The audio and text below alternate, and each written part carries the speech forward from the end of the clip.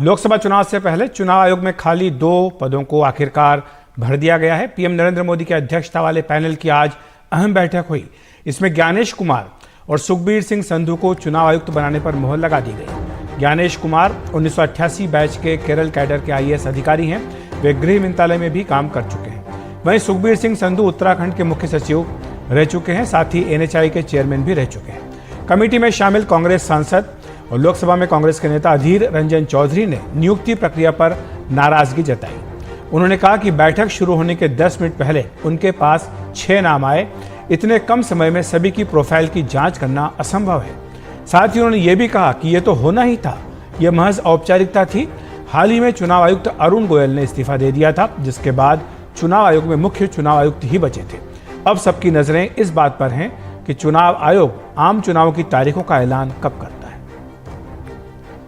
ज्ञानेश कुमार, अच्छा, केरल के है वो। ज्ञानेश कुमार मतलब यूपी के डोमिसाइल है, लेकिन केरल की ऑफिसर है। केरल के ऑफिसर और एक है मतलब बी संधू। यूं कि मेरे पास कोई तो ज्यादा जानकारी नहीं है। अचानक ये सारी जानकारी आप लोग अभी अभी दे रहे हैं, मीटिंग शुरू होने की 10 मिनट पहले।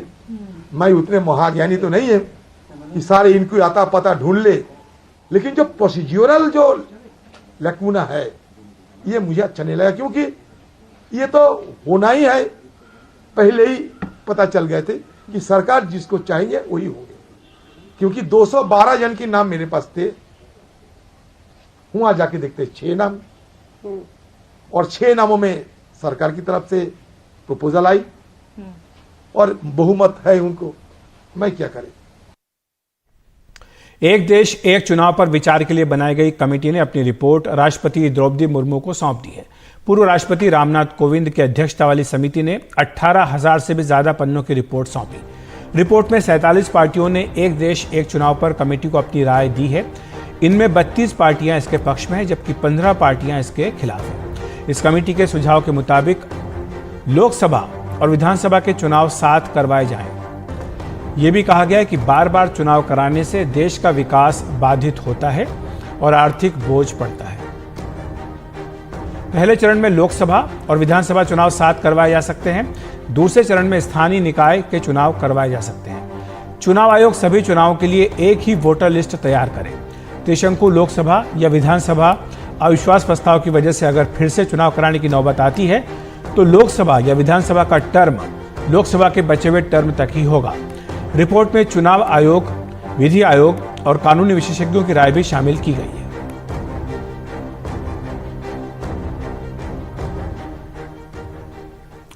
बेरोजगारी की मार झेल रहे युवा विदेश में अच्छी नौकरी और अच्छे पैसे कमाने के लिए जाते हैं, लेकिन कई बार ये धोखाधड़ी का शिकार भी हो जाते हैं। ऐसे ही 4 मामले राजस्थान के डीडवाना में सामने आए हैं, जिनमें जॉब के लिए रूस गए 4 युवकों को रूस यूक्रेन युद्ध में झोंक दिया गया। इन युवाओं को नौकरी देने के बजाय रूस की सेना में भर्ती कर दिया गया। ऐसे में ये युवा अच्छे पैसे कमाना तो दूर, अपनी जान बचाने के लिए ही संघर्ष करने को मजबूर हैं। डीडवाना से रूस गया एक युवक नेमाराम तो इस युद्ध में गोली लगने से घायल भी हो चुका है, तो वहीं कई युवा अपनी जान बचाने के लिए जद्दोजहद कर रहे हैं। दूसरी ओर इन युवाओं के परिजन उनकी सुरक्षा को लेकर चिंतित हैं। उन्होंने भारत सरकार से इन युवकों की सुरक्षित वापसी की मांग की है। साथ ही मौलासर पुलिस थाने में मामला भी दर्ज करवाया गया है। आपको बता दें कि रिक्शा का बांस के रहने वाले नेमाराम की पत्नी ने मौलासर पुलिस थाने में शिकायत दर्ज करवाई है, जिसमें उन्होंने बताया कि महेंद्र नाम के एजेंट ने उनके पति को रूस में कंप्यूटर ऑपरेटर की नौकरी का झांसा देकर 25 जनवरी को रूस भेज दिया था। इसके लिए नेमाराम से 5 लाख रुपए भी लिए थे और हर महीने 2 लाख रुपए का वेतन दिलाने की बात भी कही थी, लेकिन रूस पहुंचने के बाद उनके पति को रूसी सेना में शामिल कर युद्ध लड़ने के लिए भेज दिया गया। महिला ने बताया कि उनके पति का मोबाइल जब्त कर लिया गया और उन्हें युद्ध क्षेत्र में भेज दिया गया, जहां उनके हाथ और पैर में गोली लगने से वे घायल हैं।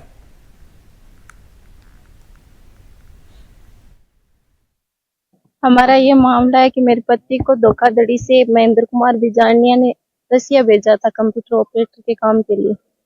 वहां से 1 महीने तक तो 15-20 दिन मेरी बातचीत होती रही, फिर फोन जब्त कर लिया गया। उनसे कोई संपर्क नहीं हुआ मेरा। परसों शाम को मेरे को टेलीग्राम पर अनजान नंबर से कॉल आया। उसमें बताया गया कि वो यूक्रेन के युद्ध में जख्मी हो गए। अब आप कंप्यूटर ऑपरेटर के पद पर गए थे, युद्ध में जख्मी कैसे हुए? वहाँ धोखाधड़ी से उनको रसिया आर्मी में शामिल करके यूक्रेन के युद्ध में भेज दिया गया। अब आपकी क्या मांग है? अब मांग है कि जल्दी से जल्दी उनको वापस इंडिया बुलाया जाए। मेरा बच्चा है, रणजीत नाम है उसका, और उसको रशिया भेजा गया है। बताया यहाँ से बिजनेस वीजा दिया है और वहाँ पर हमारे उत्पाद में पता चला कि आर्मी ज्वाइन कर ली, जिसमें उसके साथ तारिक शाबाश का नेमाराम, उसके पैर और हाथ में गोली लगी, जिससे हमारे को उसने हॉस्पिटल में जाकर के वापस वीडियो कॉल किया कि मेरे से लगी है, नॉर्मल लगी है और हम ठीक हैं। उससे पहले उनका कोई हमारा मिलाप नहीं है। उनका फोन वहाँ छीन लिया गया है। फ्रंट में 15-20 दिन की ट्रेनिंग दी है, वो भी कुछ नहीं है, और फिर भी उनको लड़ाई के लिए भेज दिएगा। तो ये मेन यहाँ के एजेंटों का झांसा है, जो अच्छे पैसे का लालच दे करके वहाँ भेज देते हैं। ये महिला इलाका थाना के रिक्शा गांव की रहने वाली है। उसका ये आरोप था कि महेंद्र कुमार नाम के व्यक्ति ने, जो बाहर भेजने का काम करता है, मेरे पति को धोखे से कनाडा भेजने के लिए बताया था, और कनाडा भेजने से पहले रशिया में उनको ट्रेनिंग करवानी थी 3 महीने की, और रशिया में ट्रेनिंग होने के बाद में उनको कनाडा भेजा जाना था। और जो जिस टिकट से गए थे उस टिकट की और वीजा की कॉपी पेश की है, उसके आधार पर प्रकरण दर्ज किया जाकर अनुसंधान प्रारंभ किया जा रहा है। संयुक्त किसान मोर्चा ने आज दिल्ली के रामलीला मैदान में महापंचायत कर अपनी ताकत का प्रदर्शन किया। महापंचायत में सरकार की कथित न्यूनतम समर्थन मूल्य के मुद्दे पर वादा खिलाफी का आरोप लगाकर एक प्रस्ताव भी पारित किया गया। किसानों का अब अगला कदम क्या होगा, देखिए रवीश रंजन शुक्ला की ये रिपोर्ट। रामलीला मैदान पर हजारों किसानों का जमावड़ा। संयुक्त किसान मोर्चे में शामिल 2 दर्जन से ज्यादा किसान संगठनों के नेता मंच पर मौजूद थे। किसान नेताओं ने आरोप लगाया कि सरकार न्यूनतम समर्थन मूल्य का कानून बनाने में पीछे हट रही है। किसान का जो, चाहे वो ग्रेन्स है, चाहे वो पल्सेस है, चाहे ऑयल सीड्स है, वो जो उसमें परसेंटेज ऑफ इंक्रीज जो है उसको हम C2 50% के साथ अगर कंपेयर करेंगे तो वो परसेंटेज कोई खास नहीं है, नंबर 1। नंबर 2, बढ़ाते हैं 23 फसलों पर बढ़ाते हैं, लेकिन खरीद होती नहीं है। पंजाब हरियाणा को छोड़, पंजाब हरियाणा में 2 फसलों की खरीद होती है। इसलिए हम कहते हैं कि C2 50% फार्मूला जो आपकी कमेटी, आपके कमीशन ने ही कहा था, उसको इम्प्लीमेंट करो, नंबर 1। नंबर 2, आप इसकी खरीद की गारंटी भी करो। हम किसके पास जाए? पाकिस्तान सरकार के पास जाए इसको खरीदने। रामलीला मैदान पर महापंचायत के लिए सरकार ने 4 घंटे का वक्त और 5000 किसानों के आने की इजाजत दी थी, लेकिन किसान उससे कहीं ज्यादा संख्या में पहुंचे। 4 घंटे चली महापंचायत के बाद सरकार के खिलाफ एक प्रस्ताव पास किया गया, जिसमें कहा गया कि लोकसभा चुनाव में बीजेपी का विरोध किया जाए, पूरे देश में बीजेपी के खिलाफ विरोध प्रदर्शन किए जाएं। लखीमपुर खीरी कांड के विरोध में 23 मार्च को लोकतंत्र बचाओ दिवस मनाया जाए। न्यूनतम समर्थन मूल्य की कानूनी गारंटी सरकार दे और किसान शुभकरण की मौत की न्यायिक जांच हो। ये आंदोलन लंबे चलेंगे। इनको पुलिस तंग करेगी, इनको अधिकारी SDM तंग करेगा। ये पंचायत चुनाव है तो ये तो ट्राली तो है ना कि इनको कौन कौन रोकता है। कुछ सियासी संदेश भी आपने दिया है, लोकसभा चुनाव है, 2 महीने के बाद में लोकसभा चुनाव है। अरे जिसको जहाँ वोट देनी दे लगा, अगर ये खुश होंगे सरकार तो वहाँ दे लेंगे, जिससे नाराज होंगे तो किसी दूसरे को दे लेंगे। अच्छा, और हम क्या को डंडोरा पीट क्या करेंगे काम। अच्छा, तो जो आपने जो बताना था, बताना सब बता दिया, इन्हें सब समझ में आ गया इनकी। अच्छा, अच्छा राकेश जी, अब इसके बाद क्या? इसके बाद में गांव देहात में मीटिंग करी जाएगी। अच्छा, जो अपने संगठन है उसको मजबूत करें। मजबूत करेंगे। संयुक्त किसान मोर्चे के आज रामलीला मैदान में महापंचायत चल रही है और तमाम देश भर के जो किसान संगठन हैं वो मौजूद हैं। तमाम आप देख सकते हैं कि देश के अलग अलग जगहों से जो आए किसान हैं, खास तौर पर पंजाब, हरियाणा और उत्तर प्रदेश के जो किसान हैं वो बड़ी तादाद में आए हैं।